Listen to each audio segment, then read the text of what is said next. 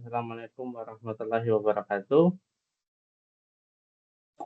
Waalaikumsalam warahmatullahi wabarakatuh, Mas Yan. Alhamdulillah. Baik, alhamdulillah alamin. Wassalatu wassalamu ala asyrofil anbiya'i wal mursalin sayyidina wa maulana Muhammadin wa ala alihi wa sahbihi wa ajma'in. Ibu Bapak sekalian, mohon maaf kita berulang kali ya reschedule kegiatan kita di pertemuan ke-10 ini karena memang ada beberapa hal yang menjadi kondisi kita ya, force major gitu ya. Dan qadarullah pada malam hari ini kita harus bergeser gitu ya dari biasanya kita hari Selasa tapi menjadi hari Senin karena harapannya supaya besok hari Selasa kita tidak terganggu takbirannya gitu ya. Baik Ibu Bapak sekalian, pada malam hari ini kita akan belajar kembali ya dan kondisi dan pada sesi malam hari ini sangat spesial karena kita akan kedatangan tamu, bukan tamu sih sebetulnya karena udah Farel ini adalah anggota kita juga ya dari Sekolah Ilmu Minangkabau. Mungkin Bapak Ibu belum pernah bertemu secara langsung ya. Itulah kenapa kita perlu mengenalkan. Jadi Sekolah Ilmu Minangkabau ini ada banyak para mentor behind the scene-nya gitu ya Ibu Bapak sekalian tersebar di berbagai penjuru bumi gitu ya, penjuru dunia dan mereka sudah mempunyai orbit masing-masing yang luar biasa yang patut diapresiasi gitu ya Ibu Bapak sekalian dan malam hari ini kita akan belajar ya salah satu apa namanya cabang ilmu kebumian gitu ya yang nanti akan dijelaskan oleh Mas Farel. Mas atau udah ini ya? Karena sebetulnya Mas Farel ini asli Minang gitu ya Bu ya. Uh, Cuma memang karena sudah lama di Jawa gitu ya sehingga akhirnya pakai Mas ter, ter, terdengar terdengar biasa gitu ya Mas Farel. Kita mungkin pakai emas aja ya, Mas. Atau A ya, kalau di Bandung tuh A ya. Bebas, Mas Yan. Oh bebas ya. Baik baik. Ya, karena saya biasanya Mas ya, jadi ya udah Mas Farel. Jadi Ibu Bapak sekalian, Mas Farel ini punya pengalaman yang luar biasa ya, banyak gitu ya, yang salah, yang mana Mas Farel ini perlu saya kenalkan ke Ibu Bapak sekalian sebelum kita mulai ya. Beliau ini alumni ITB, jadi ya saya sudah menyiapkan slide-nya khusus Mas Farel, tapi kayaknya harus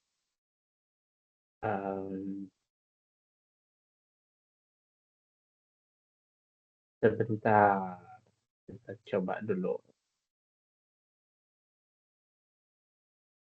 Oh, oke, slide-nya muncul di akhir ternyata. Baik, ini coba saya tayangkan. Maaf.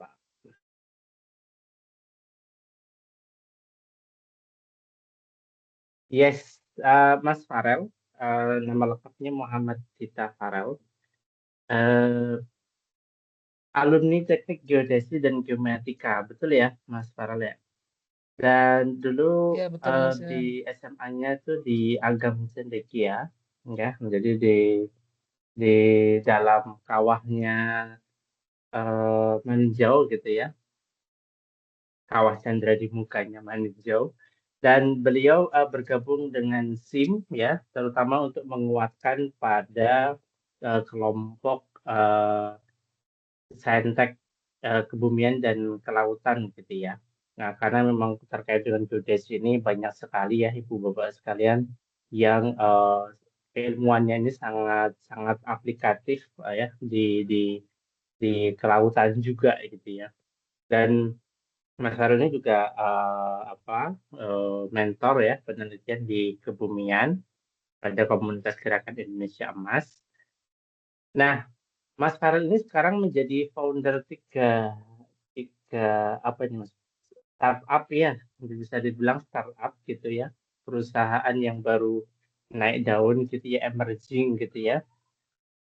Ada GeoAI, GeoAI Indonesia, kemudian ada Playtive, ada Center for Spatial Economics yang ini dari nama-namanya itu pasti sudah menggambarkan bahwa kegiatan atau bidang usaha yang dipegang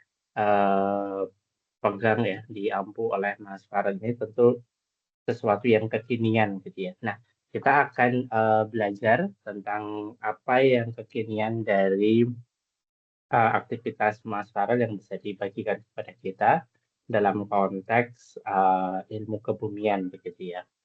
Uh, tapi secara umum perlu kami sampaikan terlebih dahulu bahwa ini kita pindah lagi ke slide-nya. Mohon maaf ya. Ya. Nah, kita akan memberi judul pada malam hari ini Seeing Earth from Above, gitu ya. Jadi melihat bumi dari atas ya, dari atas gitu ya. Dan ini merupakan salah satu aplikasi dari remote sensing atau penginderaan jauh untuk memahami landscape atau bentang alam gitu ya. Mas Farel mohon izin sebentar ya sebelum kita mulai Mas Farel, saya ingin mengingatkan kepada Ibu Bapak sekalian ya bahwa apa yang akan kita pelajari pada malam hari ini terutama pada bentang alam gitu ya, itu lebih ke merupakan ekspresi permukaan bumi yang merupakan produk gitu ya, produk dari proses endogenik dan eksogenik yang pernah kita bahas beberapa waktu yang lalu gitu ya. Dan permukaan bumi ini selalu berubah gitu ya. Agen pengubahnya itu ada air, angin, es, gravitasi dan tektonik yang terjadi di permukaan bumi. Yang itu kemudian kita memerlukan suatu teknik atau suatu metodologi yang sistematis, yang terukur gitu ya, yang itu eh, kita namai sebagai penginderaan jauh ya, remote sensing. Jadi kita akan dengan remote sensing itu artinya remote itu jarak jauh, sensing itu mengindra gitu ya, mengindra secara jarak jauh sehingga kita tidak perlu mendekat pun kita sudah tahu itu objeknya apa, itu prosesnya apa, itu mekanismenya bagaimana gitu ya. Kita bisa mengamati pegunungan, mengamati gunung api, sungai, bentang alam, kars, gua, gurun, pesisir semuanya bisa dilakukan dengan teknologi remote sensing. Nah, kita akan sekilas ya membahas tentang bentang alam tektonik dan vulkanik itu seperti apa. Ya, kita bisa sederhanakan dengan kalau kita melihat pegunungan itu merupakan bentuk atau produk dari aktivitas tektonik. Kemudian gunung api, ada aktivitas vulkanisme di situ, ada magma yang kemudian naik itu ya dan keluar menjadi lava, erupsi. Kemudian ada patahan, ada lembah sempit yang memanjang. Nah, itu semuanya merupakan contoh dari bentang alam tektonik dan vulkanik. Kemudian untuk fluvial dan kars ya, fluvial itu artinya sungai, sedangkan kars itu artinya bentang alam hasil pelapukan ya, sisa pelapukan, pelarutan, mohon maaf, pelarutan gitu ya, yang membentuk tebing-tebing tinggi seperti ini, atau mungkin dua gua, ada stalaktit, stalagmit gitu ya, itu merupakan salah satu contoh morfologi kars gitu ya. Kemudian untuk glasial, gurun, dan pesisir, untuk yang glasial kita tidak menjumpai di Indonesia kecuali di Puncak Jayawijaya yang sekarang esnya sudah mulai menipis. Kemudian untuk gurun kita menjumpai di gurun ya, tetapi di Indonesia ada beberapa lokasi yang memang eh, terbentuk gurun gitu ya, seperti di Yogyakarta ada gurun juga di dekat pantai. Kemudian di pesisir, hampir semua daerah di Indonesia itu mempunyai pesisir ya, garis pantai dan kita bisa mengamati proses-proses pantai di sana. Dan semuanya bisa diamati pula dengan teknologi remote sensing. Nah, Yang kita lihat secara umum dari teknologi atau dari remote sensing sendiri itu adalah apa gitu ya, adalah ekspresi permukaannya ya, jadi ekspresi proses dan yang kemudian menghasilkan bentuk gitu ya. Apakah bentuknya itu menjadi pegunungan yang manjang atau pantai yang panjang atau sungai yang berkelok dan seterusnya gitu ya. Ataukah ada lereng yang terjal, ada lereng yang landai, semuanya bisa diamati secara remote sensing gitu ya, secara jarak jauh. Dan ini menjadi keunggulan dari teknologi remote sensing kita. Sehingga apa Bapak Ibu? Selain kita bisa mempelajari dinamika yang ada di permukaan, kita bisa dalam ranah monitoring maupun prediksi di masa yang akan datang apa yang akan terjadi gitu ya. Nah, kita akan kembali lagi ke Mas Farel dan dalam beberapa waktu ke depan kita akan menyimak, mencatat update teknologi yang kekinian gitu ya Ibu Bapak sekalian, yang saya yakin tidak didapat Ibu Bapak sekalian ketika di bangku kuliah di kuliah kejuruan uh, sebagai seorang guru gitu ya, karena memang ini teknologi yang baru gitu ya, yang banyak sekali saya pun harus belajar banyak gitu ya. Dan Mas Farel ini ternyata bermain-main dengan teknologi terbaru ini sehari-hari gitu ya. Mas Farel, apakah kita bisa mulai? Boleh, Mas. Oke, silahkan Mas Farel. Time is yours. Assalamualaikum Saya warahmatullahi wabarakatuh. ya. Waalaikumsalam warahmatullahi wabarakatuh. Ya, selamat malam Bapak Ibu semuanya. Terima kasih banyak Mas Yan, Pak Isyad sudah menginisiasi program ini. Masya Allah sekali programnya. Insya Allah saya siap bantu dengan keahlian yang saya punya, Mas Yan. Siap. Nah, ya saya akan mengulang kembali judul seminar apa ya? Judul diskusi kita malam ini yaitu Seeing Earth from Above. Nah, ada pepatah kalau saya nggak kenal maka tak cinta gitu ya. Jadi saya coba perkenalkan diri dulu. Nama saya Muhammad Dita Farel. Tadi udah dikenalkan sama Mas Yan, tapi saya coba kenalkan lebih dalam lagi. Saya sebenarnya orang pesisir selatan, lahir di Painan. Kemudian menempuh S1 Teknik Geodesi dan Geomatika ITB dan terjun ke dunia industri. Nah, kebetulan tadi Mas Yan menyebutkan ada beberapa startup, ya yang namanya startup itu mungkin sekarang ada gejolak dan yang lain-lain, sehingga yang sekarang yang bertahan cuma 2, Mas Yan. Yaitu GeoAI Indonesia, fokusnya ke geospatial intelligence, dan saya di co-founder di Archipelago Economics. Sebenarnya itu reform dari namanya yang Center Spatial Economics sih. Nah, saya ngerasa bahwa mungkin topik ini terlalu jauh bagi kita, apalagi kalau misalnya berbicara tentang morfologi, yang mana sebenarnya saya kurang begitu paham karena keilmuan saya tidak lebih banyak daripada Mas Yan membahas tentang geomorfologi.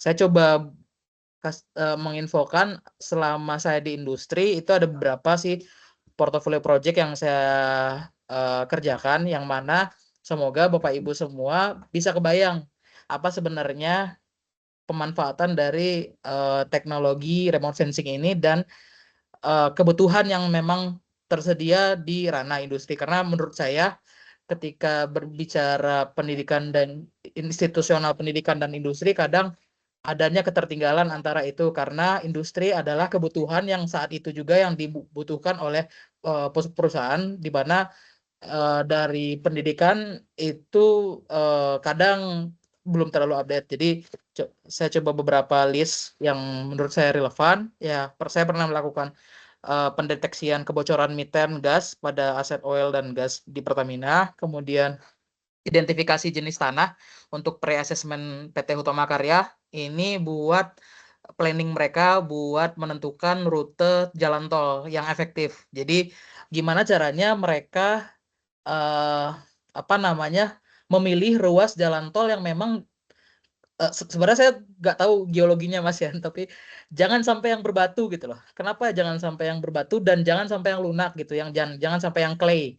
Karena kalau berbatu dia akan coba invest banyak untuk ya mungkin melakukan land clearing, pengeboran dan lain-lain. Sedangkan kalau yang clay dia akan mempengaruhi terhadap strukturnya. Nah, itu salah satu pemanfaatan dari remote sensing juga. Kemudian saya juga melakukan monitoring kualitas udara dan air untuk Dinas Lingkungan Hidup Jakarta, identifikasi lahan produktif dan monitoring parameter pertanian sawit dan tebu untuk Agrinas, serta deteksi potensi pembangunan solar panel menggunakan pendekatan atap bangunan, luminansi cahaya matahari dan keterbukaan wilayah bangunan, serta saya juga melakukan integrasi fiber sense teknologi atau teknologi kabel optik dengan AI pada CCTV untuk pengawasan wilayah perimeter bandara, dan yang terakhir identifikasi wilayah tangkapan ikan untuk Badan Riset Observasi Laut atau sekarang KKP menggunakan klorofil dan suhu permukaan laut.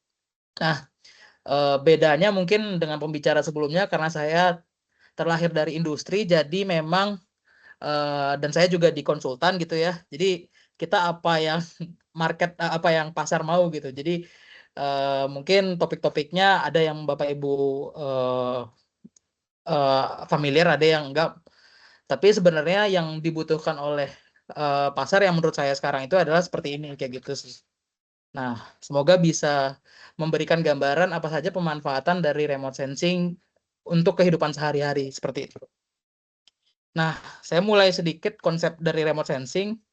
Sebenarnya remote sensing itu dimulai dari ketika kita bisa mengetahui apa saja objek sekitar kita dengan melihatnya dengan mata, lalu akan muncul pertanyaan, bagaimana jika kita ingin mengetahui objek yang ada dalam radius yang lebih luas?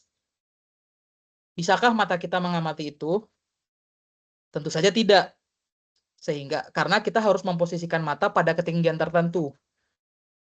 Lalu muncul pertanyaan, lalu bagaimana agar mata tersebut bisa melihat lebih tajam dan terus-menerus? Maka untuk dapat melihat objek dengan jangkauan yang lebih luas, kita memerlukan yang namanya wahana untuk mengamatinya. Itulah yang dinamakan sebagai remote sensing atau penginderaan jauh. Nah, adapun contoh-contoh wahana itu banyak sekali. Ada drone, ada satelit, kemudian kalau yang di darat ada HP, ada terrestrial laser scanning yang kayak kotak gitu di tengah jalan orang ngukur-ngukur. Nah, itu salah satu bentuk dari wahana. Nah, kemudian apa sebenarnya yang dilakukan oleh wahana? Saya coba zoom. Sebenarnya konsepnya adalah sama-sama seperti mata gitu. Kita mengamati sesuatu. Nah, kalau mata kan dia berdasarkan gelombang cahaya gitu ya. Kita bisa menangkap di depan kita, oh ini ada tembok, oh ini ada pohon, oh ini ada mobil gitu. Berdasarkan cahaya yang masuk ke kita dan kita mengidentifikasi oh itu objeknya apa. Namun, secara lebih luas, wahana itu bisa melakukan berbagai pendekatan sesuai dengan sensor yang digunakannya. Dia bisa memancarkan cahaya maupun gelombang dan yang lainnya. Di mana pancaran tadi akan merefleks terhadap objek tersebut dan akan memantul sehingga dapat divisualisasikan sesuai dengan hasilnya. Seperti itu. Nah, contohnya ya kita bisa melakukan pemantauan kondisi kesehatan vegetasi tumbuhan, kadar air, kepadatan tajuk ataupun yang namanya apa namanya eh, kon, eh, eh, kerimbunan, kemudian kita bisa melakukan pemantauan suhu permukaan. Nah, di mana sensor-sensor yang digunakan itu sebenarnya bermacam sekali Bapak Ibu semuanya. Yang paling umum kita gunakan yaitu kamera optik. Jadi kalau mungkin Bapak Ibu yang sudah menggunakan drone itu biasanya kan pakai kamera ya. Sehingga bisa ketika drone terbang, nanti kita bisa melihat visualisasinya, kemudian drone jalan, dia mencoba memotret satu demi satu, satu demi satu, satu demi satu. Dan itu juga yang dilakukan oleh satelit gitu loh. Satelit yang diluncurkan ke atas luar angkasa itu biasanya membawa sensor. Dan sensornya beragam sesuai dengan kebutuhan. Ada yang kamera optik yang menangkap berbagai band sehingga dia bisa mengkombinasikannya sehingga itulah yang kita lihat sebagai true color atau cahaya aslinya, cahaya tampak seperti foto biasa. Itu kegunaannya untuk peta permukaan bumi, untuk monitoring kota, hutan, jalan. Kemudian ada lagi sensor yang lebih detail itu multispektral. Multispektral itu dia yang namanya spektral berarti spektrum gitu ya. Ada beberapa bagian-bagian. Multi berarti lebih dari satu gitu loh. Dan spektrum ini lebih dari RGB. RGB ini kan red, green, blue gitu ya. Multispektral ini ya biasanya bandnya ataupun sensor yang dibawanya itu banyak sekali. Jadi dia bisa menangkap berbagai cahaya dalam kondisi tertentu. Nanti akan dijelaskan selanjutnya. Dan hyperspektral akan lebih banyak karena dia bentukannya karena dia sesuai namanya hyper. Nah, kemudian juga ada satelit ataupun wahana yang membawa thermal infrared, yang mana yang diukur adalah suhu permukaan bumi. Contoh kegunaannya deteksi kebakaran, urban heat island, atau suhu laut. Kemudian ada lagi yang namanya radar atau SAR, synthetic aperture radar. Dia adalah gelombang mikroaktif yang bisa menembus awan. Jadi Bapak Ibu coba bayangkan, sebenarnya di atas kepala kita itu ada satelit yang lewat terus-terusan gitu loh secara simultan. Maaf sebelumnya. Saya pindah dulu.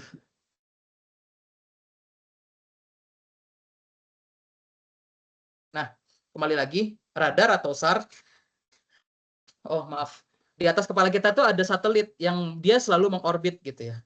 Nah, ketika dia menggunakan sensor optik ataupun cahaya, ketika di atas ketika yang dipotretnya itu adalah daerah yang berawan, yang akan dia peroleh itu semuanya adalah awan, tutupan awan.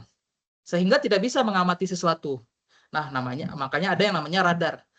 Radar ini dia bukan pakai gelombang cahaya, tapi dia menggunakan gelombang mikroaktif yang bisa menembus awan. Nah, itu banyak digunakan. Salah satunya kemarin untuk melihat kerusakan dari bencana yang ada di Aceh, Sumatera Barat, dan Sumatera Utara, seperti itu.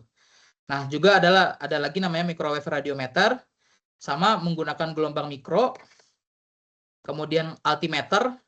Nah, altimeter ini dia khusus mengukur tinggi saja. Jadi memang kegunaannya untuk mengukur tinggi muka laut, tinggi gelombang, topografi es, dan biasanya digunakan untuk industri atau keahlian di kelautan, kemudian mengukur pasang surut, mengukur tinggi muka air laut, dan land subsidence atau penurunan muka tanah.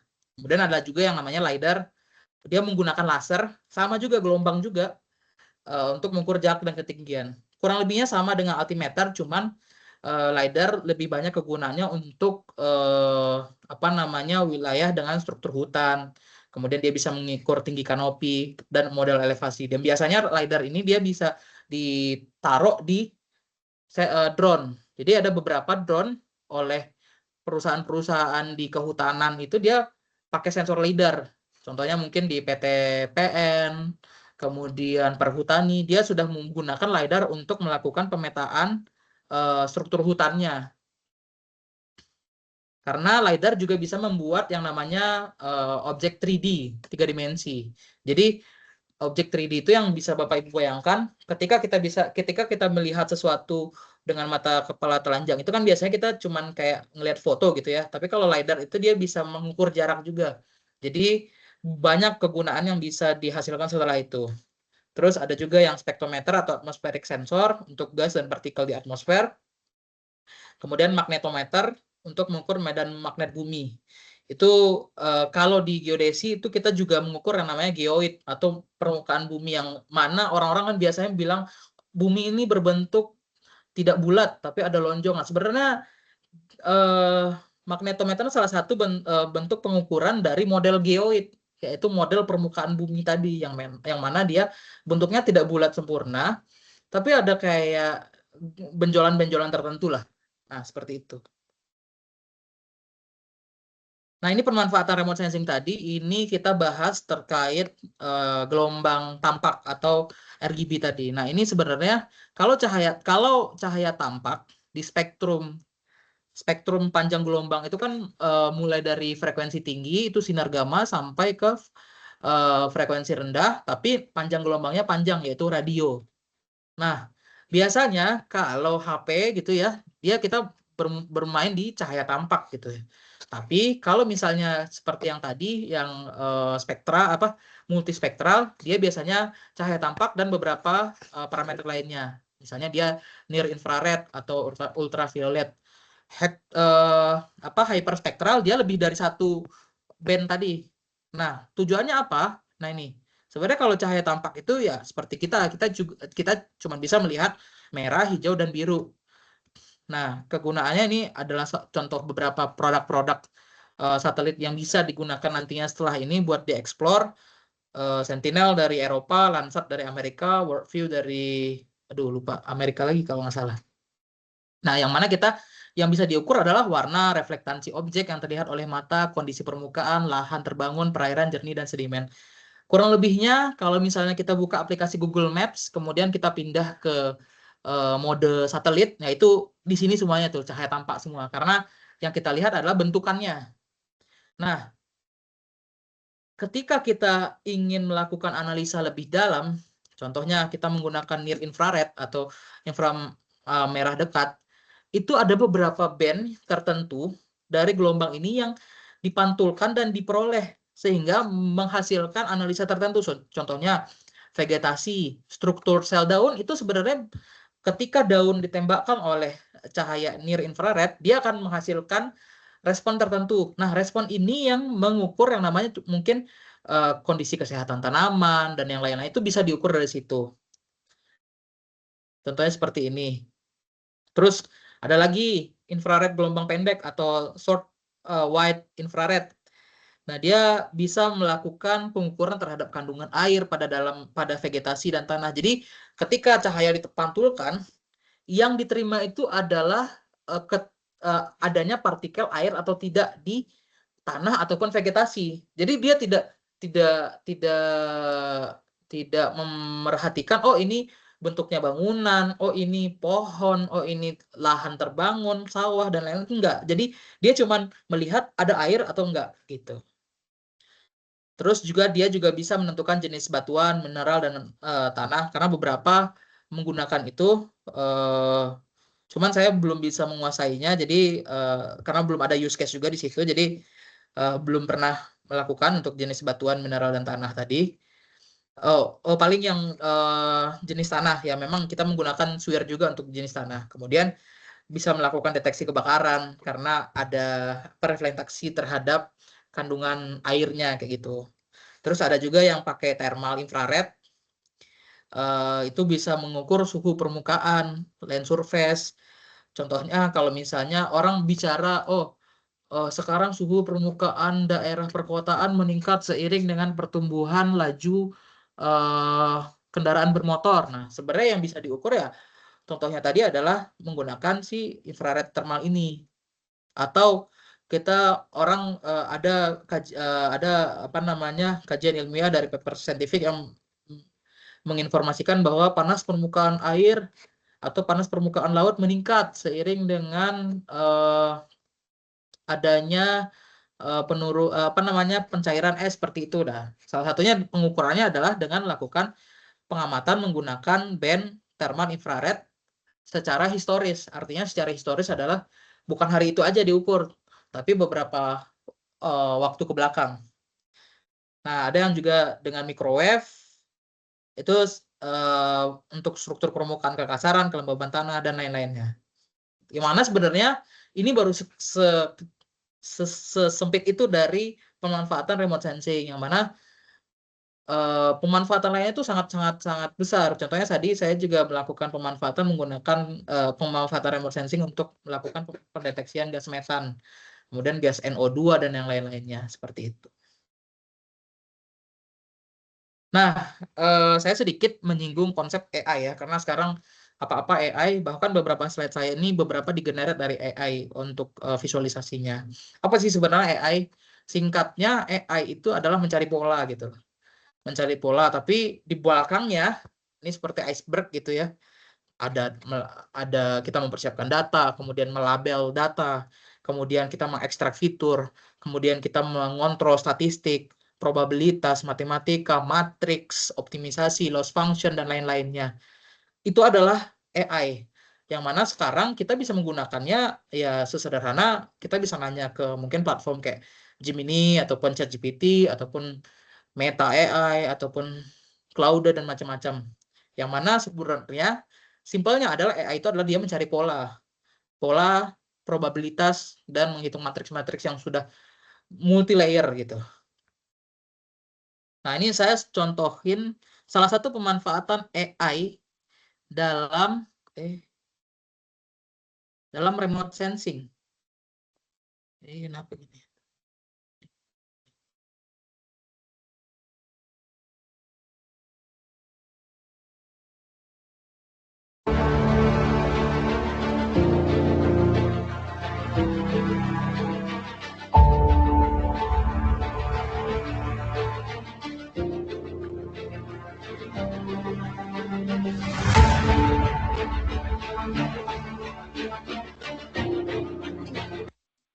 Nah, ini salah satu pemanfaatan AI dalam remote sensing.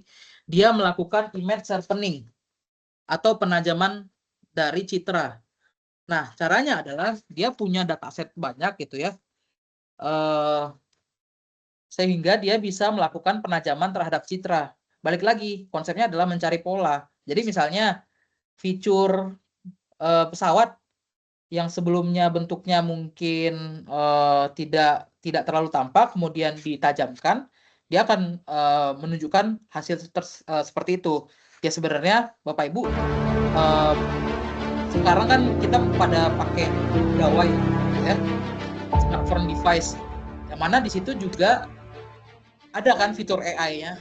Jadi AI buat kamera tiba-tiba nanti muka kita jadi lebih indah, lebih putih, dan apa namanya lebih tajam gitu ya. Itu sebenarnya pemanfaatan AI untuk remote sensing. Itu sebenarnya pemanfaatan AI dalam remote sensing. Bedanya adalah harusnya saya ada slide-nya ya.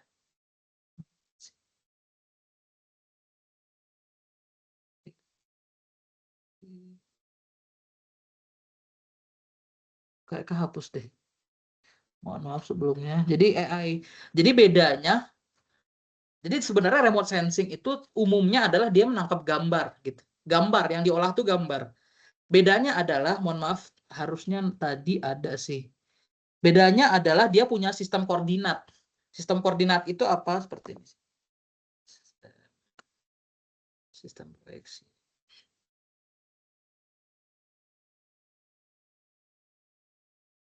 Sistem koordinat itu adalah setiap, aduh maaf, sepertinya saya skip tadi si slide-nya. Jadi sistem koordinat itu dia, misalnya contohnya gambar ini gitu ya. Dia punya setiap pikselnya, karena kan gambar itu kan dibentuk oleh kotak-kotak kecil dengan nilai tertentu gitu ya. Yang namanya biasanya kita pakai RGB 0 sampai 256 gitu ya. 256 gitu. Nah, semakin banyak piksel yang menyusun sebuah foto itu semakin tajam dia. Makanya biasanya kamera device itu, kamera HP itu ada yang dulu ya, sekarang lebih canggih lagi 12 megapiksel, 46 megapiksel. Kemudian sekarang udah ada AI kamera, biasanya kalau pakai Vivo, produk-produk Cina dia AI kamera semua yang dijualnya. Karena memang itu gitu loh. Karena memang dia memanfaatkan AI untuk si foto tadi gitu. Nah, itu yang salah satu pemanfaatan AI di remote sensing. Nah, yang membedakan antara remote sensing dengan foto biasa adalah sistem koordinatnya tadi. Sehingga implikasinya apa? Sehingga setiap setiap kotak yang ada, setiap piksel yang ada itu dia akan memiliki nilai koordinat tertentu gitu. Sehingga ketika diplot di peta, ketika kita taruh itu di Google Maps, itu si fotonya itu ada di tempat yang semestinya seperti itu. Itu bedanya cuman itu. Bahkan sebenarnya lebih jauh lagi, pemanfaatan remote sensing itu bisa dilakukan untuk biomedical gitu. Karena dia sama-sama melakukan perabaan terhadap objek. Contohnya mencari kanker dan yang lain-lain. Karena dia juga mencari pola juga seperti itu.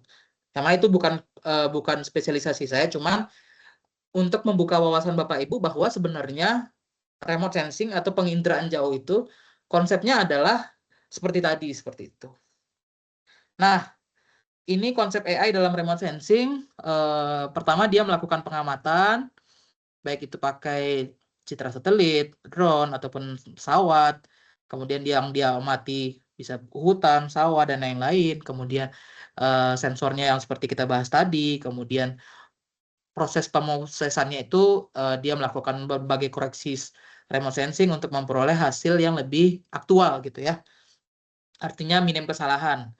Kemudian dilakukan beberapa proses, contohnya mozaik, kemudian mengekstrak fitur. Jadi misalnya, jadi sebenarnya di dunia ini sudah ada beberapa model-model yang bisa digunakan. Contohnya kalau mau melihat bentang alam sungai gitu ya dari citra satelit, bisa aja kita mengekstrak fitur sungai karena sudah ada beberapa model yang menyediakan kalau misalnya nilai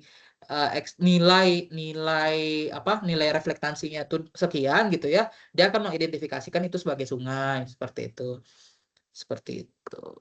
Nah, ada beberapa metode AI yang digunakan, mungkin kalau mau lebih in-depth lagi gitu ya, CNN, kemudian deep learning, random forest, vision, dan lain-lain, itu sebenarnya adalah proses mencari pola dari satu pixel ke pixel yang lain, kayak gitu sih. Pada intinya sebenarnya kayak gitu, karena remote sensing itu adalah kumpulan kotak-kotak tadi. Nah, yang biasanya tuh pada dipakai untuk klasifikasi penutupan lahan, deteksi objek detection, segmentasi citra supaya bisa mengekstrak fitur-fitur tadi kan, deteksi perubahan, misalnya membandingkan citra pemotretan untuk Aceh gitu ya, tahun 2024 dengan 2025 kita bisa melihat mana saja wilayah yang mengalami kerusakan seperti itu. Karena sebenarnya pixelnya sama, di daerah itu pixelnya sama karena punya sistem koordinat, tapi nilai refleksinya berbeda. Nah, itu sih sebenarnya AI dalam remote sensing itu. Jadi, misalnya ini sebelumnya itu adalah bangunan gitu ya. Bangunan nilai pixelnya 10 gitu. Nah, karena terjadi banjir, kemudian tertimbun oleh tanah gitu, nilai pixelnya berubah. Nah, itu yang tadi yang melakukan pendeteksi terhadap perubahan. Kemudian kita juga melakukan prediksi ataupun estimasi parameter biofisik. Contohnya seperti ini, di daerah tersebut, misalnya dipetakan sawah ini, kita punya data historis bulanan gitu ya. Kita bisa mengukur selanjutnya dengan mungkin kita tambahin parameter satu lagi adalah curah hujan gitu ya.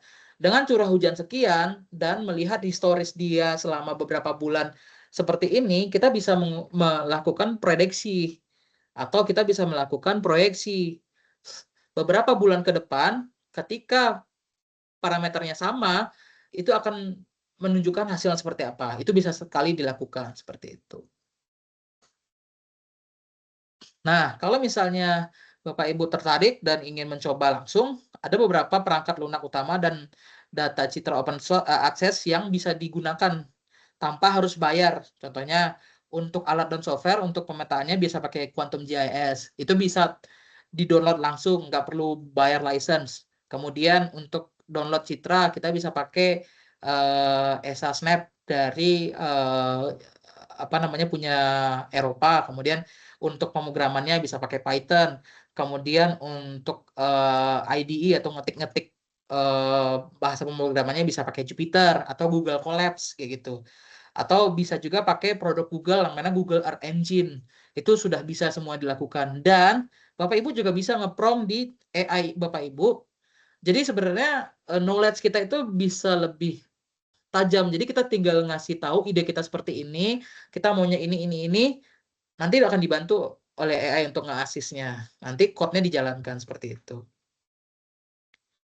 Kurang lebih presentasi singkat saya seperti yang tadi, yang mana kalau saya sih biasanya bilangnya kalau remote sensing itu adalah kita melakukan seeing the unseen. Jadi melihat sesuatu yang tidak terlihat seperti itu sih Bapak Ibu. Jadi kalau misalnya ada pertanyaan, saya sangat bahagia untuk bisa mendiskusikannya bersama Bapak Ibu.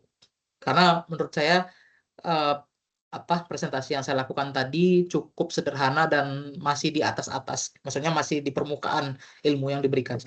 Kurang lebih seperti itu, saya kembalikan ke Mas Yan. Terima kasih. Siap. Terima kasih Mas Farel atas ini ya pemberian wawasan kepada kita semuanya. Menarik sekali dan banyak sekali terminologi yang canggih ya. Semoga ibu bapak semua tidak ini ya bisa menangkap apa namanya aplikasinya ya utama.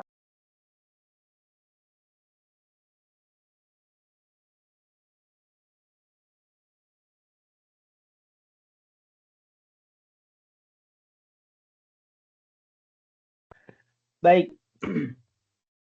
apakah ada pertanyaan ibu bapak sekalian terkait dengan apapun, apakah dari bentang alam, dari proses-prosesnya, atau bahkan bisa nggak Mas kalau misalnya Gunung Merapi itu kita deteksi kapan erupsinya misalnya gitu.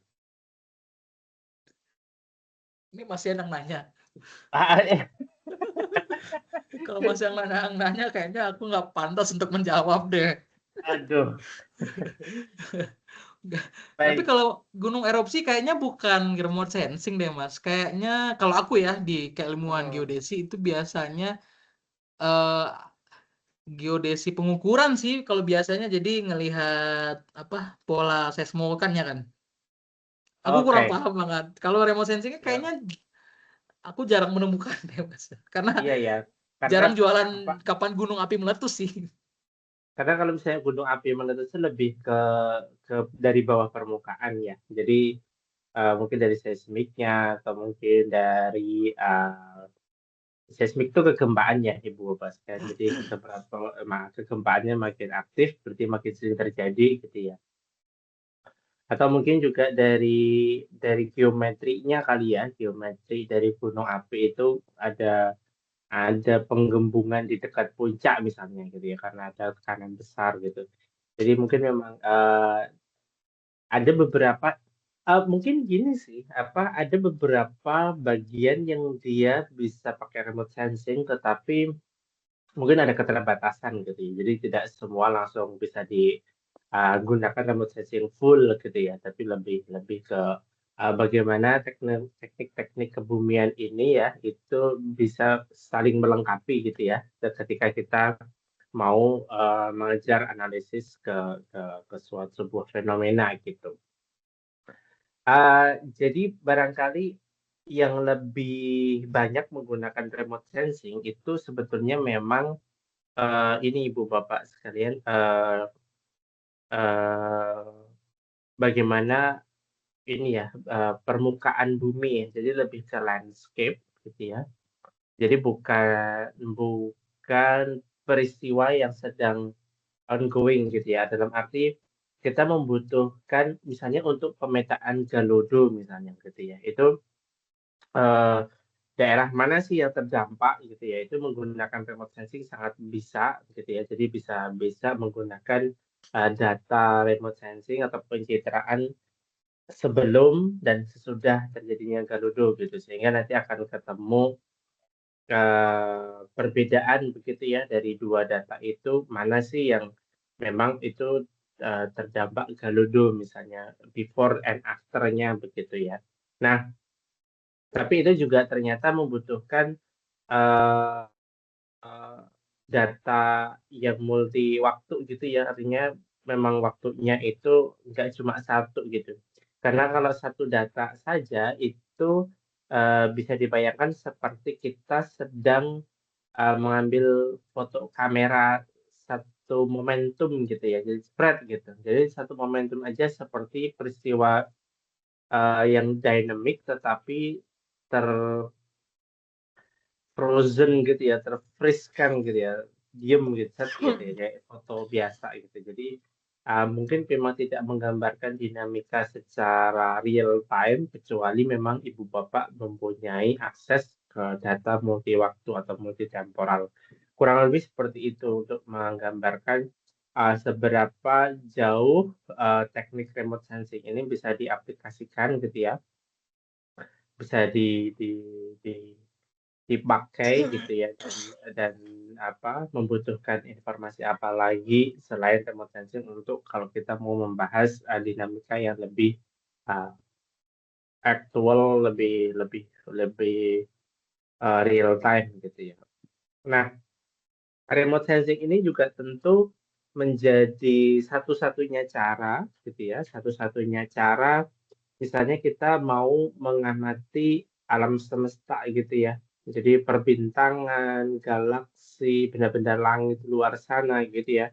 Itu semuanya menggunakan remote sensing karena memang kita tidak mungkin gitu ya, tidak mungkin memegang matahari gitu kan nggak mungkin gitu. Jadi kita bermodalkan teknologi remote sensing ini. Saya berharap Pak Niko ada pertanyaan. Tapi sebelum ke Pak Niko, saya menembak Pak Niko. Ini ada pertanyaan dari Bu Dian nih, Mas Farel. Bu Dian, dipersilakan Bu. Silakan. Oke, baik. Terima kasih Mas Yan atas kesempatannya. Mohon izin Bapak dan Ibu.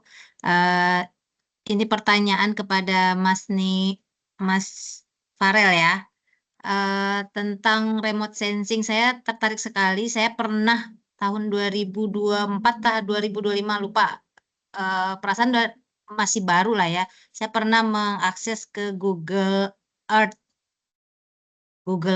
Nah, apakah itu salah satu teknologi yang menggunakan remote sensing? Maksudnya pakai ini juga seperti Google Map gitu ya, Mas Farel ya. Nah, apakah itu juga menggunakan remote sensing Google Earth itu? Jadi kita dengan mudah mencari alamat. Nah, itu yang lebih ininya ya, lebih mudahnya mencari alamat seseorang. Cuma kita ketik alamatnya, terus nanti diarahkan gitu. Nah, itu saya juga penasaran, itu bagaimana ya cara kerjanya, kok bisa sedetail itu dan sedekat itu gitu.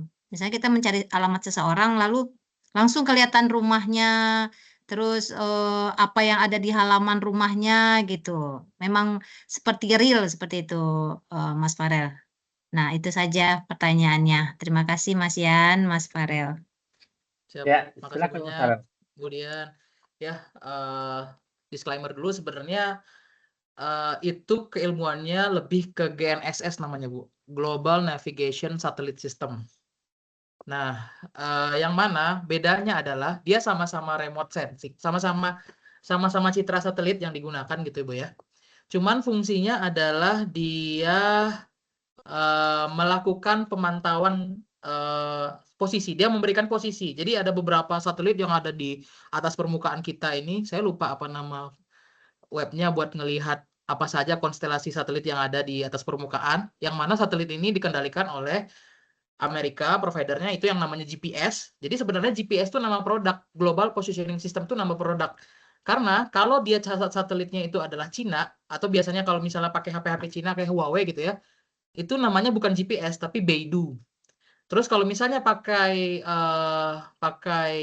punya Eropa gitu satelitnya gitu, maksudnya negara-negara di Eropa yang menerbangkan satelit navigasinya itu yang namanya Galileo. Nah, sebenarnya satelit navigasi itu digunakan awalnya untuk militer sehingga dia bisa melakukan pemantauan seperti itu. Makanya contohnya kalau kita lihat di berita terbaru yang Iran versus Amerika itu kan dia pakai semua teknologi satelit canggih gitu ya. Sebenarnya sama konsepnya. Dia melakukan pemetaan, bumi ini dipetakan menjadi titik-titik kecil yang namanya koordinat. Nah, koordinat tadi yang koordinat ini misalnya kalau misalnya kita bergerak di sini, nah ini koordinat nih. Yang sebelah kanan ini adalah koordinat, apakah terlihat Bapak Ibu si layar saya di Google Earth? Nah, ini adalah koordinat yang mana kita berdiri di atas koordinat. Jadi bumi ini sudah dipetakan oleh koordinat tadi. Nah, sistem GPS tadi dia akan melakukan perhitungan terhadap koordinat tadi. Misalnya eh, kita berada di rumah gitu ya, menggunakan GPS HP, kemudian HP-nya akan menerima sinyal dari satelit tadi yang ada di atas kepala kita gitu. Dan satelit tadi akan melakukan konsep yang namanya triangulasi. Jadi menghitung satu titik di bawah menggunakan 3 titik acuan yang ada di atas. Kalau Bapak Ibu detailnya mungkin di matematika geometrik itu kan kalau misalnya kita mau menghitung satu titik di bawah, segitiga, bangun segitiga, gitu ya, bangun segitiga, kita butuh 3 titik acuan lainnya. Nah, itu konsep triangulasi tadi, seperti itu. Nah, alamat adalah basis data, sekumpulan data yang sudah dimuat oleh Google yang disimpan di pusat data mereka. Ketika kita melakukan pengetikan, contohnya gitu ya, dia akan melakukan indexing atau melakukan pencarian terhadap daerah tersebut. Jadi ketika diklik, nanti dia bakal zoom to daerah tersebut kayak gitu. Yang mana titik ini sebenarnya sudah ada di basis data mereka. Nah, yang menjadi pertanyaan kesulitan adalah ketika kita berada di sebuah daerah yang memang dia nggak punya, contohnya daerah rural gitu ya, daerah contohnya di tengah hutan, mungkin di tengah hutan Bukit Barisan gitu ya, itu kadang sinyal satelitnya kurang baik. Kenapa? Karena provider tadi, karena menaikkan satelit itu butuh biaya, jadi dia cuma mengcover area-area yang memang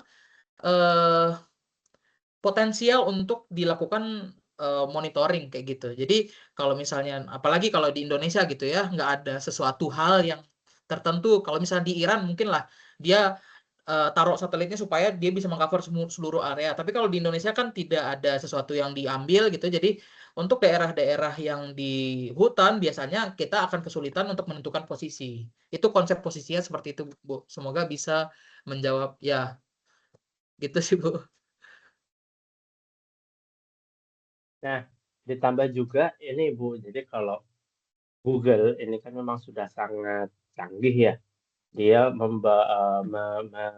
mengirimkan mobil-mobil dengan kamera yang dipasang di atas mobil. Kalau Bu Dian pernah lihat di jalan-jalan itu, jarang sekali sih kelihatan.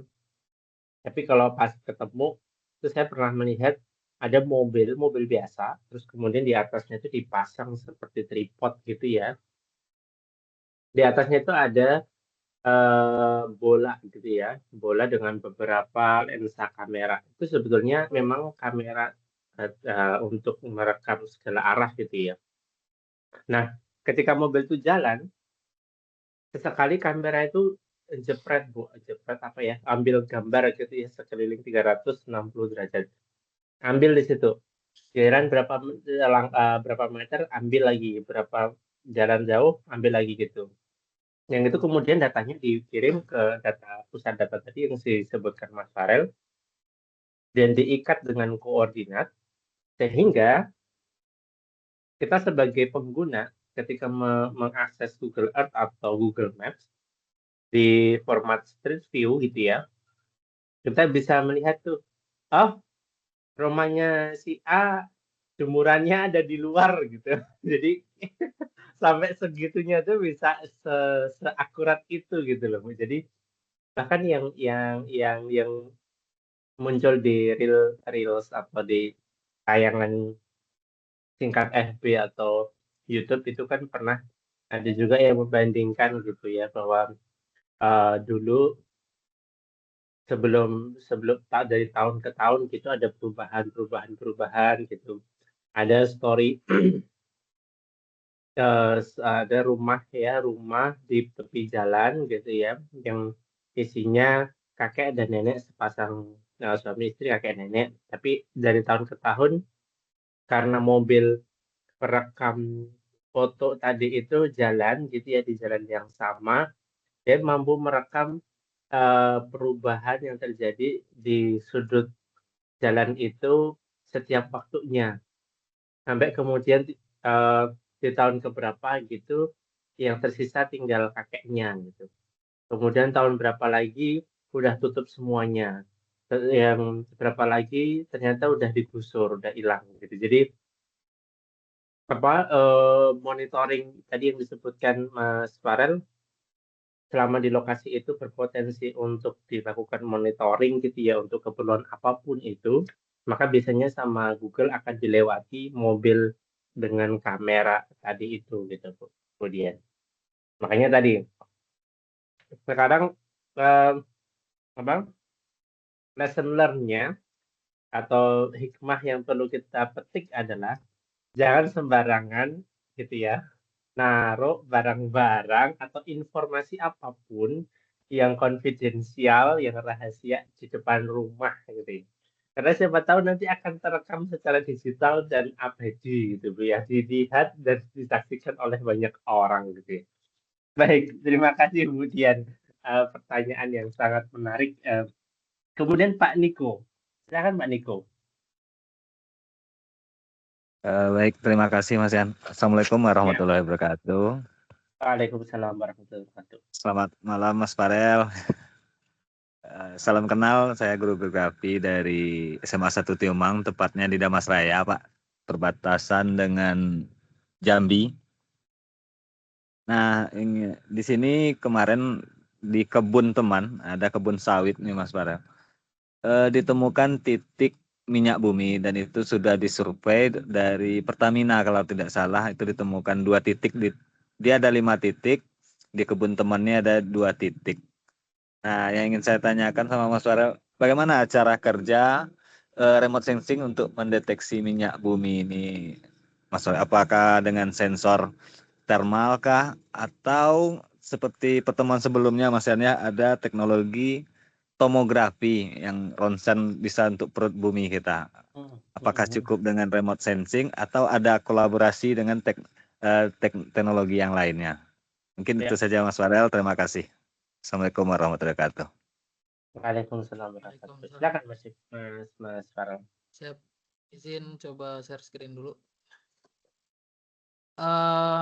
Kalau ya balik lagi tadi, lebih baiknya Bapak Ibu melakukan pengayaan sendiri. Nah, ini contohnya platform untuk melakukan ya analisa sederhana dari remote sensing lah.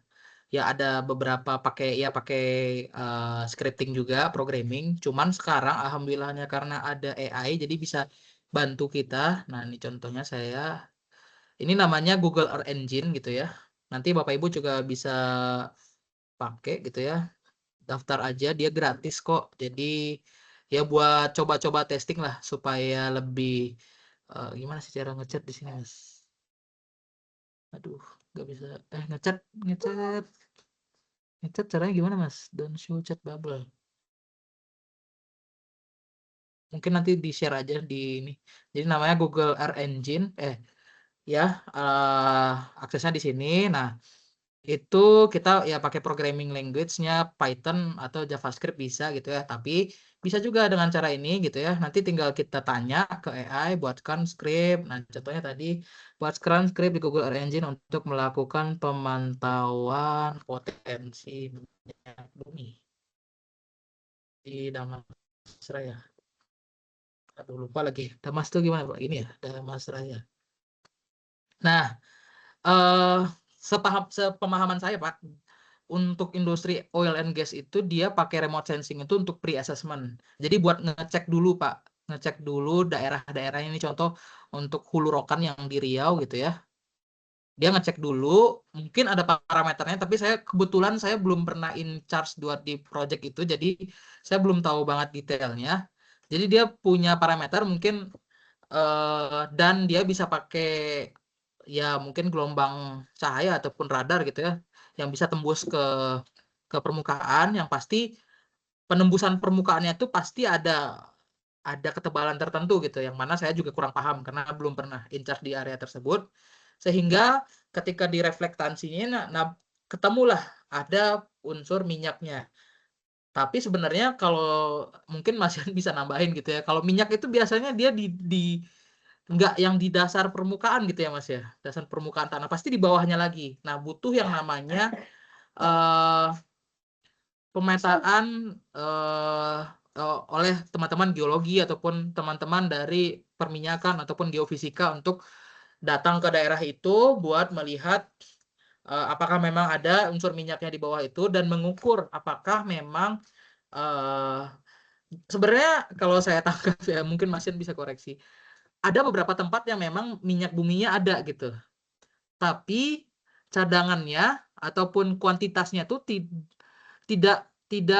Jadi kan sebenarnya mereka industri itu dia ada mempertimbangkan berapa cost dan benefit yang akan diperoleh ya. Mungkin secara dia ada minyak buminya, tapi secara cost ketika dilakukan pengeboran, kemudian minyak buminya keluar, kemudian hasil minyak buminya itu diolah, terus itu tidak bisa dilanjutkan secara ekonomis gitu. Jadi bisa jadi mungkin proyeknya cuma 1 tahun karena cadangan minyaknya tidak sebesar yang ada di Hulu Rokan kayak gitu sih. Nah, balik lagi, mungkin kalau menjawab rasa penasaran Bapak Ibu, sekarang kita ada tools, banyak tools gitu, AI juga bisa.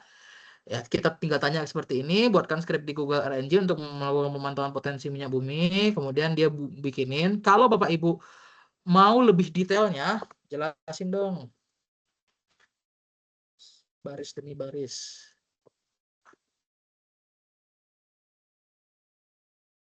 Tinggal tanya, jelasin baris demi baris dari kodenya ini. Jadi jangan sampai AI istilahnya sekarang jangan sampai AI itu yang bikin kita jadi tools gitu loh. Maksudnya kita komunikasi sama orang, kita pakai AI, terus AI-nya yang AI menjalankan dirinya atas perintah kita. Padahal sebenarnya kita yang jadi toolsnya AI ini. Nah, balik lagi, nah ini kita bisa tanya, terus dia bisa jelasin, oh kalau misalnya script buat ini, fungsinya buat ini loh. Terus kalau ini buat ini, terus Bapak Ibu juga bisa tanya lagi, ngapain sih harus di-masking kayak gitu. Itu sebenarnya yang bisa saya jelaskan untuk pengayaan. Jadi sebenarnya tujuan saya ya buat ngepantik Bapak Ibu tinggal lanjutkan selanjutnya. Tools-nya ada semua, pakai AI bisa, kemudian pakai Google Earth Engine buat melakukan analisanya kayak gitu. Nah, ini tinggal copy, kemudian paste, kemudian nah ini ada error kan, nah tinggal tanya lagi aja, ini error.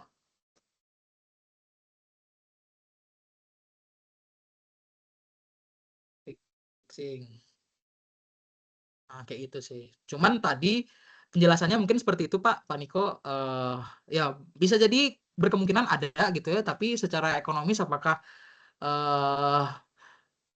berpotensi sebagai kilang minyak baru, ya itu Pertamina dan teman-temannya lah yang menghitung gitu sih. Tapi kalau remote sensing biasanya buat pre-assessment aja sih Pak, nggak sampai yang dia di sini loh titiknya gitu. Itu teman-teman geologi perminyakan dan geofisika sih. Masian sih yang lebih tahu. Silakan Masian ditambahkan. Oke. Ya, betul ya Pak Niko. Jadi memang remote sensing ini biasanya karena remote sensing ya kita ngelihatnya dari jarak jauh terlebih dahulu dan itu akan berkontribusi pada ini kita jadi ada educated guess gitu ya, dugaan yang sudah apa istilahnya terpelajar gitu ya. Jadi tidak kemudian asal menduga, tetapi memang kita sudah ada wawasan-wawasan tertentu, gitu ya, data-data tertentu yang kemudian bisa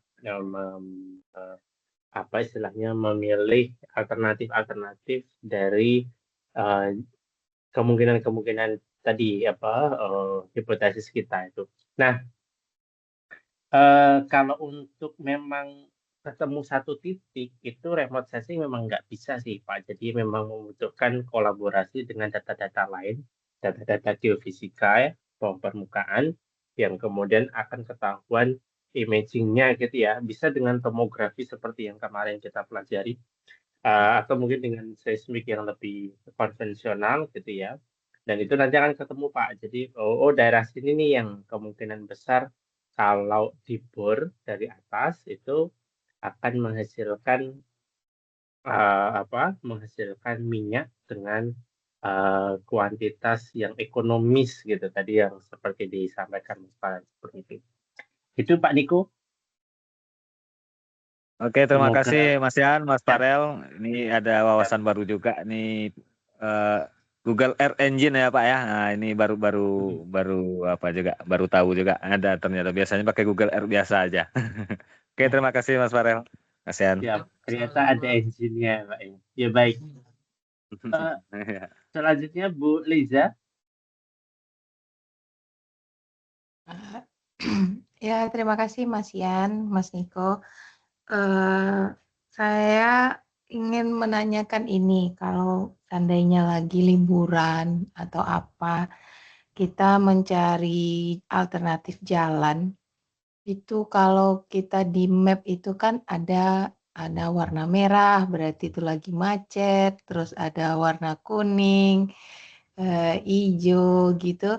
Nah, itu tuh saya datanya itu diambil itu apakah dari sinyal HP kita yang terhubung dengan satelit atau bagaimana? Karena dalam pemikiran saya data perjalanan kita itu ketika mengikuti jalan arus lalu lintas itu dengan marah, terutama kalau lagi lebaran ini, Mas Niko sama Mas Ian. Kira-kira itu sebenarnya datanya diambil dari mana gitu. Nah, itu aja pertanyaan saya. Terima kasih.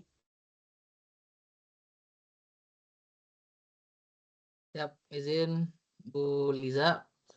Menarik sekali pertanyaannya. Ini sepertinya saya kayak jualan sih Bu, maksudnya. Nanya pertanyaan-pertanyaan user tuh Bu. Jadi biasa saya karena kan sebagai konsultan memang spesialisasinya di geospasial, jadi banyak hal memang terkait dengan data geospasial dan yang lain-lainnya. Nah, singkatnya seperti ini sih Bu. Ini Google Maps, kelihatan kan Bu ya? Nah, ini tampilan HP juga. Kelihatan Mas. Nah, ya. Ini Google Maps. Ini kenapa jadi kayak gini ya? Nah, jadi biasanya ketika kita buka Google Maps, ketika kita pindah ke layer traffic gitu ya, kita bisa menemukan yang namanya indikasi. Nah, ini face, kemudian yang lain-lain, itu parameter warna yang berada di jalan tersebut. Nah, menurut hemat saya yang saya baca gitu ya Bu ya. Jadi memang Google itu dia mengumpulkan informasi usernya ada di mana dan sedang melakukan perjalanan atau tidak. Perjalanan ya Bu ya. Bukan dia mengekstrak setiap informasi, karena itu hal yang berbeda.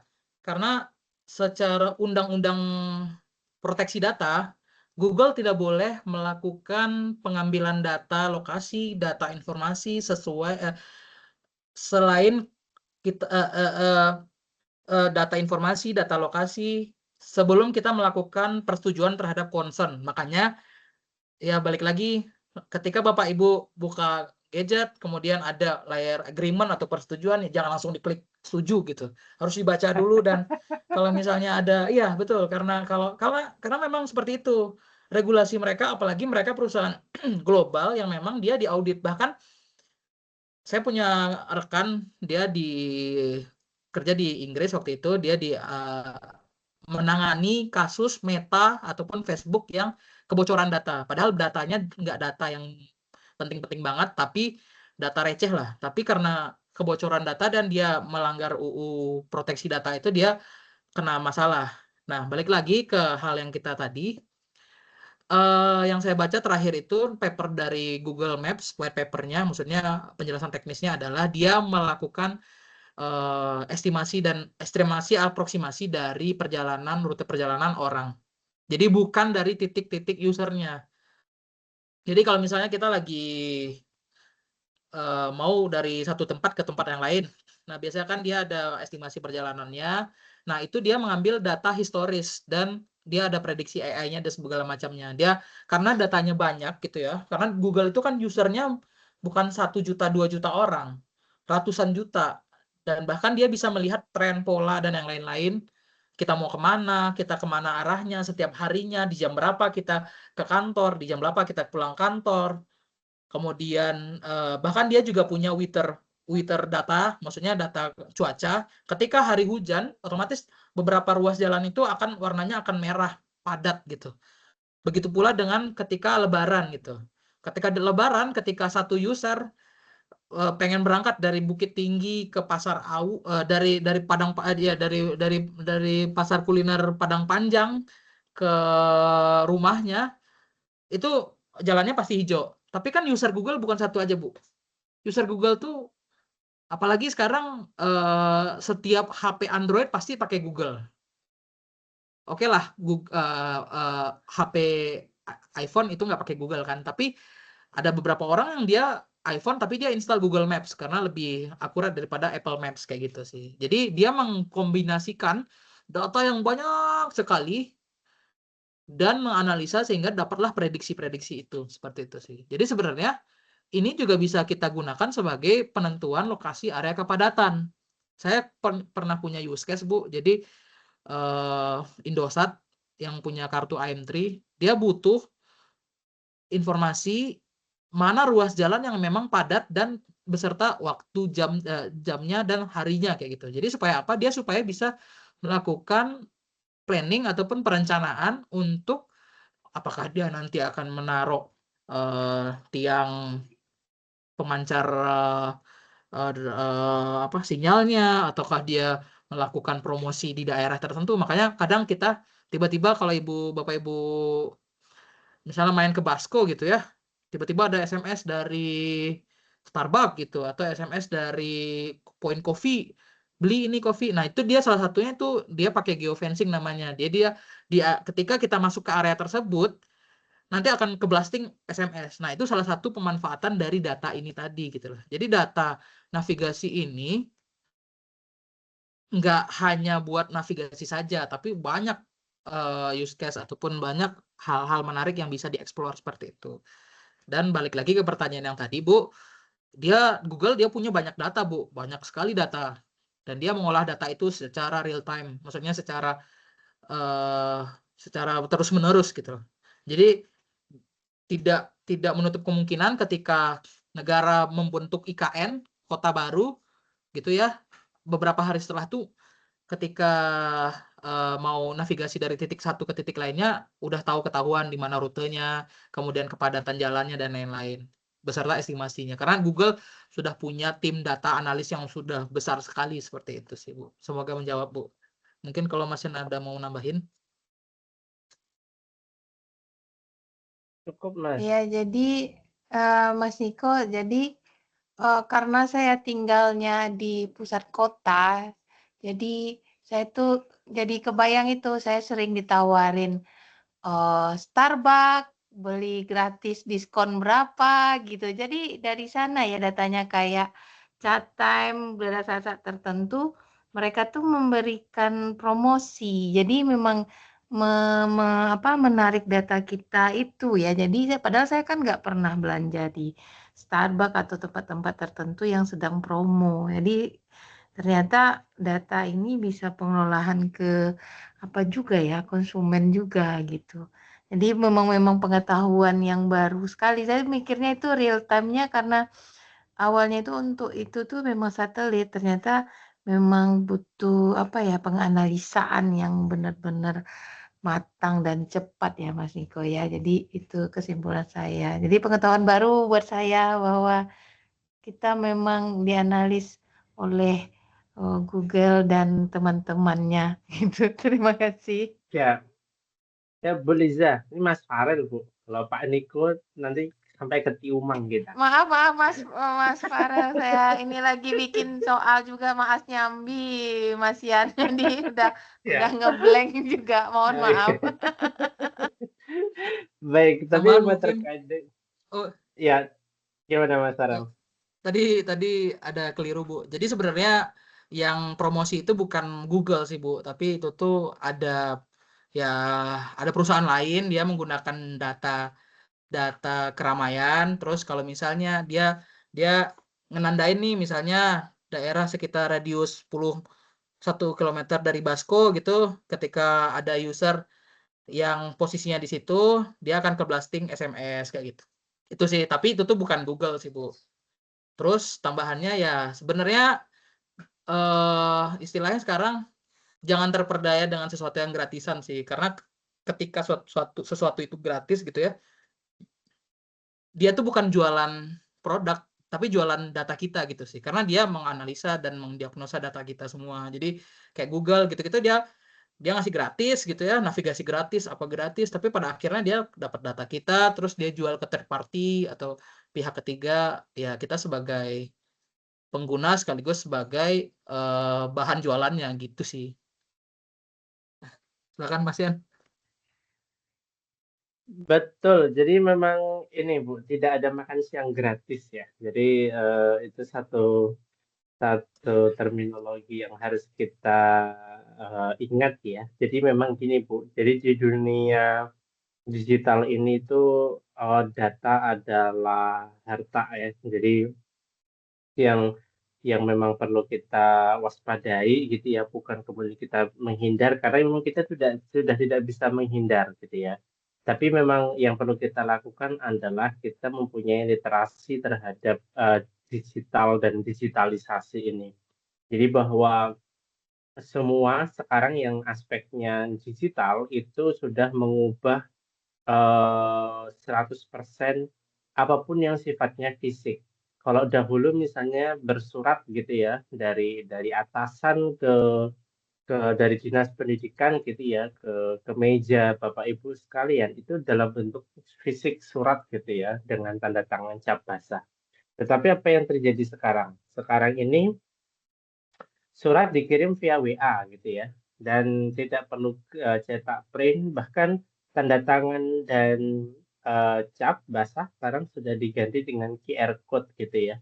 Jadi memang semua sekarang itu sudah interconnected ya, terhubung gitu ya ke dalam suatu lingkungan atau suatu sistem digital gitu, dan itu yang kemudian perlu kita waspadai. Bukan apa-apa Ibu Bapak sekalian, tetapi lebih begini. Kalau misalnya yang kita masukkan ke dunia digital itu adalah data-data konfidensial atau data-data yang pribadi, yang rahasia gitu ya. Dan itu bahkan sesederhana alamat rumah, kemudian nomor telepon, nomor KTP apalagi gitu ya, yang sebetulnya kita tanya jawab secara umum gitu ya di percakapan sehari-hari gitu ya tentang hobi, tentang apa, itu hal yang lumrah. Tapi ketika itu sudah masuk ke dunia digital dan berkumpul data-data yang sama seluruh Indonesia gitu ya, 200 juta gitu ya, itu menjadi data yang sangat mahal harganya. Makanya ada juga perusahaan Ibu ya yang kemudian dia hanya bermodalkan data-data tersebut dan menjual ke pihak-pihak ketiga. Itulah kenapa misalnya Bapak Ibu mendapatkan iklan-iklan yang sangat masif lewat WA gitu atau lewat SMS gitu ya. Ada promo Starbucks, promo macam-macam gitu ya kan. Ketika kita melewati sebuah kota yang di situ ada Starbucks-nya, kita muncul ada iklannya gitu ya. Nah, itu karena nomor WA Ibu, nomor HP Ibu itu sudah dipakai oleh provider untuk dijual datanya ke vendor-vendor tersebut gitu. Apakah itu legal? Itu legal. Karena apa?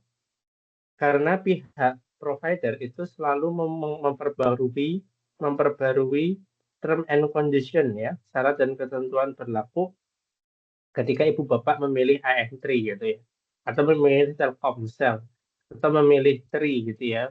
Yang itu kemudian ketika kita daftar nomor baru kan biasanya langsung oke di next gitu kan, setuju. Padahal di dalamnya itu ada poin tadi itu, bersedia untuk dijual datanya ke pihak ketiga gitu. Jadi jangan kaget kalau misalnya kita akan mendapatkan eh, informasi-informasi yang, loh saya nggak pernah daftar ini kok. Memang enggak, tapi Ibu daftarnya setujunya ke pihak AM3-nya gitu.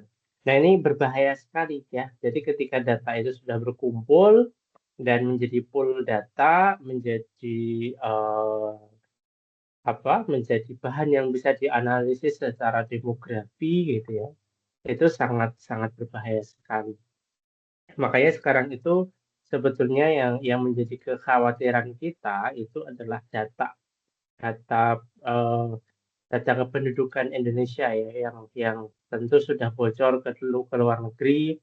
Amerika tentu sudah memegang bank datanya, bank informasi perbankan Ibu Bapak semuanya, itu semuanya sudah bocor gitu ya. Jadi walaupun tidak muncul ke permukaan berita ini, tetapi memang bisa dipastikan eh, mereka sudah pada tahu gitu ya, dan itu yang harusnya kita prihatin ya, prihatin. Kita tidak bisa berbuat apa-apa karena sudah terlanjur, Tapi yang bisa kita upayakan selanjutnya adalah tentang literasi data itu, sehingga atau literasi digital, sehingga ke depan gitu ya kita harus sangat berhati-hati. Bahkan wajah kita itu jangan seluangnya kita share di Facebook atau WA gitu ya. Kalau ada orang-orang yang kemudian iseng mengumpulkan semua foto-foto kita gitu ya, itu akan berbahaya juga nanti, apalagi ketika di dunia AI gitu ya, artificial intelligence, itu semua akan menjadi deepfake atau kebohongan yang sudah berlapis-lapis gitu ya, sehingga teknologi yang untuk mendeteksi kebohongan ini nggak bisa lagi mendeteksi nggak bisa membedakan ini benar atau enggak gitu ya, karena ini kok benar, ini kok benar, ini kok benar gitu ya. Jadi padahal itu sebuah manipulasi data, tapi kok secara profil gitu ya, itu mencerminkan Bu Liza banget nih gitu. Jadi jangan heran kalau nanti mungkin ya ketika AI itu disalahgunakan orang, Bu Dian akan menerima telepon dengan suaranya Bu Liza dengan micro micro expression mirip seperti Bu Liza gitu ya, dan Bu Dian tahu persis Bu Liza itu seperti apa gitu ya kalau mau misalnya berbicara gitu, dan itu kok bisa persis banget gitu ya, dan percaya dengan misalnya untuk transaksi keuangan dan sebagainya yang ujung-ujungnya penipuan gitu atau scamming, itu sangat amat mungkin terjadi di kita saat ini gitu. Jadi itu yang perlu kewaspadaan kita semuanya. Itu Bu Liza ya, menambahkan dari apa yang disampaikan Mas Farel. Baik, Ibu Bapak sekalian. Oh, masih ada satu lagi Pak De Isyad, silakan. Baik, bismillahirrahmanirrahim. Assalamualaikum warahmatullahi wabarakatuh.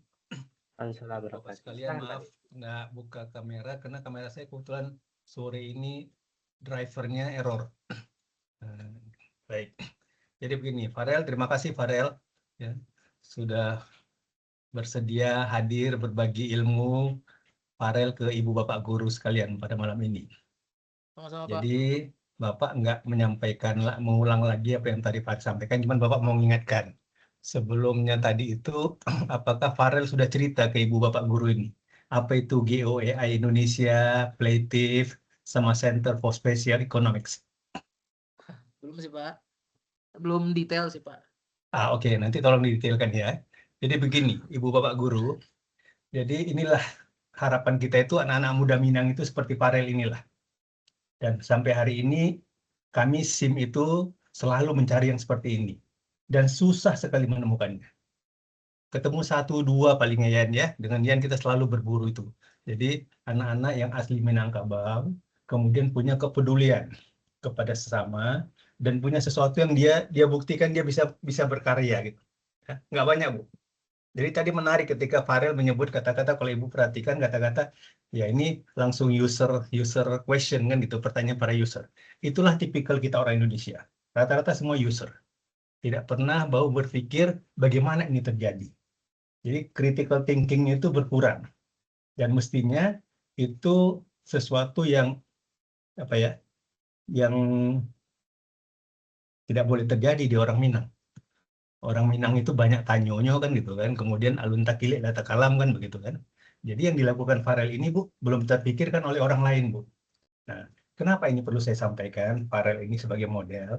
Saya menghimbau supaya ibu bapak guru mulai mencari dan menemukan dan kalau bisa mendorong sebanyak-banyaknya anak-anak muda kita yang di depan kelas ibu bapak guru temukan setiap hari itu untuk bisa suatu saat menjadi Farel-Farel baru.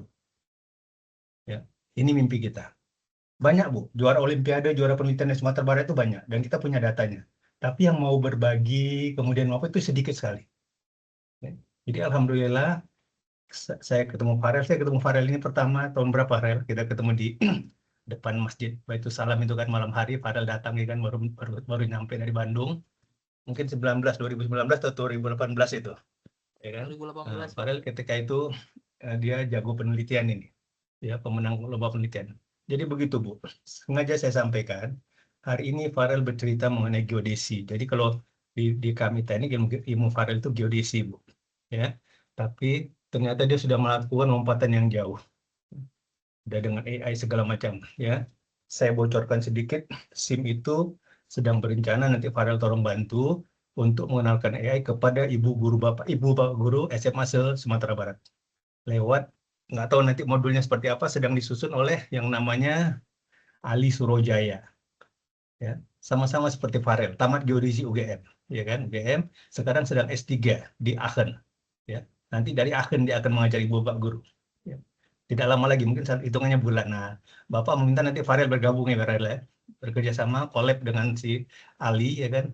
Kira-kira apa yang perlu, apa, seperti apa sih? Seperti yang Farel bilang tadi, AI itu jangan sampai dia mengerjain kita yang ngerjain AI itu, ya. Kita peralat AI itu, ya. Kita jadikan alat beneran gitu loh, jangan dia yang memperalat kita gitu.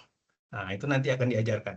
Dan seperti Bu ketahui, bulan lalu itu ITB mengumumkan bahwa dia akan mulai semester depan ini dia akan mengenalkan AI kepada seluruh mahasiswanya.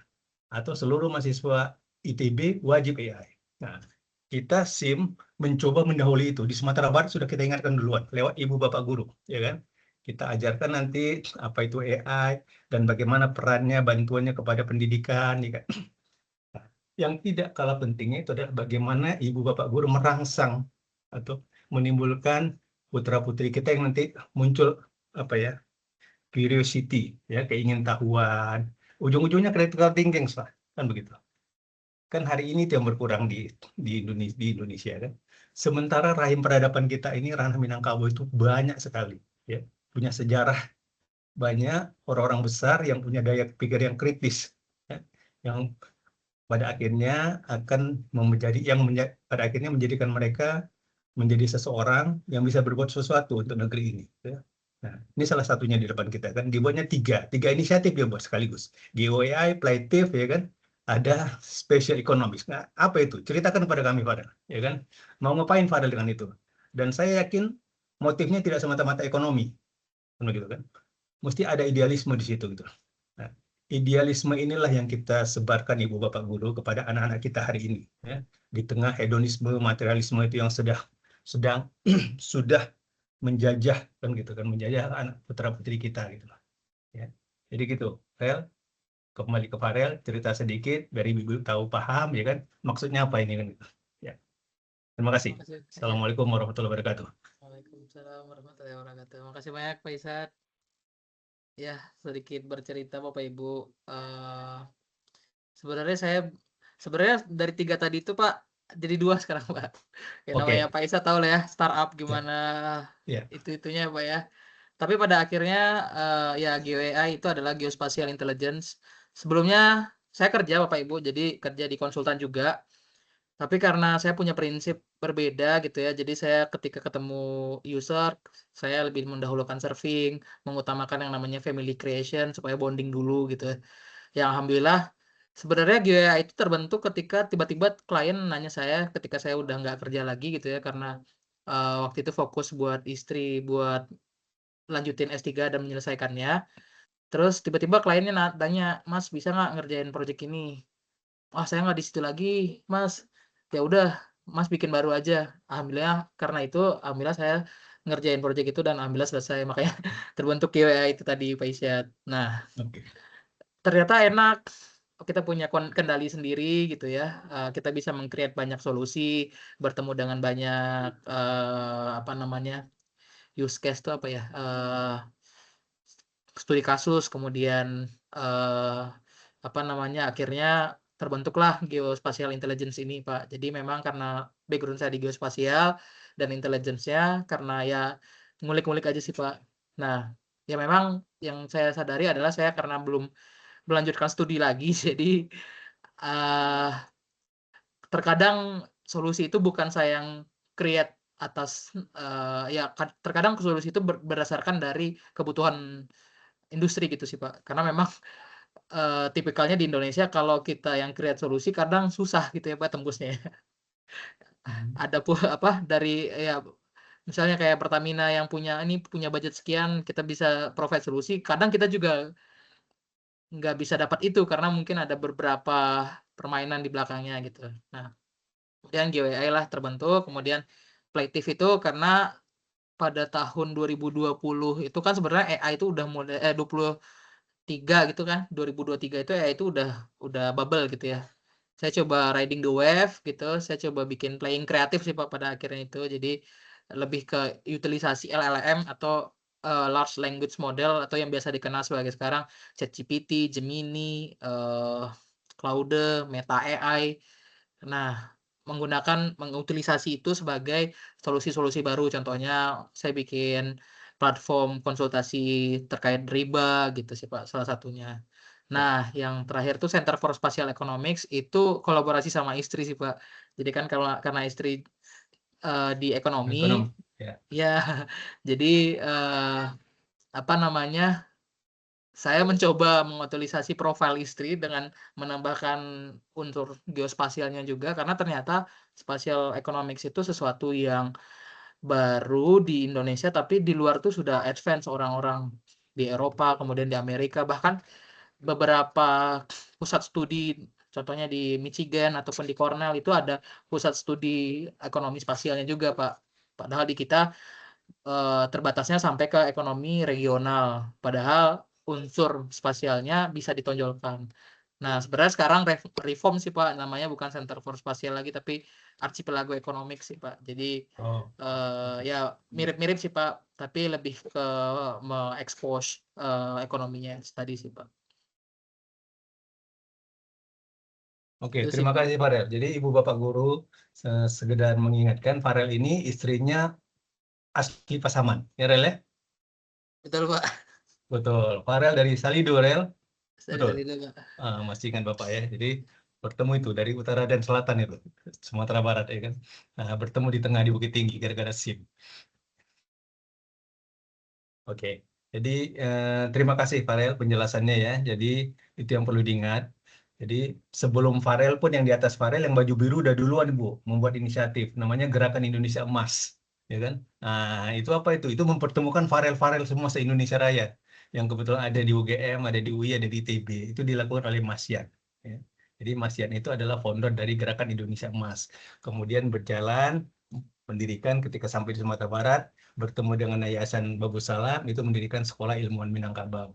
Nah, yang seperti itulah Bu, inisiatif-inisiatif seperti ini yang harapan kita itu bisa membuat perubahan bermanfaat bagi orang banyak, terutama adik-adik mereka di ranah Minang, kan? Itu yang kita inginkan. Ya. Jadi pergilah, Farel boleh merantau dengan istri dia kemarin ke Inggris itu Bu, ya. Dan sebelumnya Farel itu keliling Indonesia. Saya pernah menemukan Farel itu nggak sengaja ketika COVID dia stranded ya di Makassar. Betul Farel, Pak. ya Ya, berapa bulan dia nggak bisa pulang di Jakarta, nggak ketemu istrinya itu gitu kan, karena dia harus bertahan di Makassar, nggak boleh terbang kan gitu kayak itu. Ya, itu dia. Ya, pada akhirnya itu yang membuat ini. Jadi anak-anak di rahim peradaban itu Bu, ini yang kita inginkan Bu. Ya, mereka harus jadi seseorang. They have to be somebody and making something for this country. Ya, itu selalu kita dengung-dengungkan itu Bu. Jadi tolong Ibu Bapak Guru disampaikan kembali kepada putra-putri kita di depan kelas ya kan. Anak-anak hari ini kalian di sini, tapi Ibu Bapak Guru yakin suatu saat kalian akan keluar kan begitu kan. Nah, pergilah kan melanglang buana dan nanti akan berbuat sesuatu kembali untuk negeri ini, untuk ranah ini. Gitu. Baik, terima kasih. Kembali Kian. Baik, terima kasih Pak Ade sudah memberikan underline ini ya kesimpulan gitu ya Pak Ade ya. Artinya itu take home message yang sangat penting buat kita. Terima kasih sekali Pak Ade dan sudah mengingatkan saya bahwa ya Mas Farel ini bisa menjadi model gitu ya yang memang asli Minang gitu ya dan saat ini sudah sukses gitu ya di dengan beberapa ini kegiatannya gitu ya. Baik, Ibu Bapak sekalian, apakah masih ada 1-2 hal yang perlu disampaikan? Kelihatannya sudah cukup ya Ibu Bapak sekalian ya. Baik, maka dengan demikian Mas Farel mohon izin ya saya tutup sesi kuliah ke-10 pada malam hari ini, sesi spesial Karena biasanya saya yang berbicara ya Ibu Bapak, tapi kita akhirnya bisa menghadirkan wajah-wajah baru dan juga gagasan-gagasan, wawasan-wawasan baru gitu ya, yang itu akan menambah kekayaan khasanah pengetahuan kita masing-masing. Dan harapannya Ibu Bapak sekalian bisa mengaplikasikan pada proses pembelajaran dengan mata pelajaran Ibu Bapak masing-masing. Baik, dari kami mohon maaf apabila ada kesalahan, kekurangan selama kuliah pada malam hari ini. Kami ucapkan terima kasih juga kepada Ibu Bapak sekalian sudah berkenan hadir dan menyimak kuliah pada malam hari ini. Dan kita akan berjumpa lagi pada pertemuan selanjutnya. Informasi menyusul melalui WhatsApp group. Baik, kami tutup. Selamat malam, selamat istirahat, salam sehat selalu Ibu Bapak Guru sekalian. Assalamualaikum warahmatullahi wabarakatuh. Waalaikumsalam. Waalaikumsalam warahmatullahi Terima wabarakatuh. kasih Yan. Ya. Makasih Baik, Mas Yan, Bapak Mas Guru pamit Farel. ya. istirahat Yo. Ibu Bapak sekalian. Terima kasih Everyone. Mas. Baik, Terima kasih. Bu, terima kasih. Yan. Terima kasih Mas Persilahkan. Yang. Tinggalkan Terima ruang. kasih Ya, Mas Farel. Siap. siap. Sama-sama Bapak Ibu. Assalamualaikum. Waalaikumsalam warahmatullahi wabarakatuh.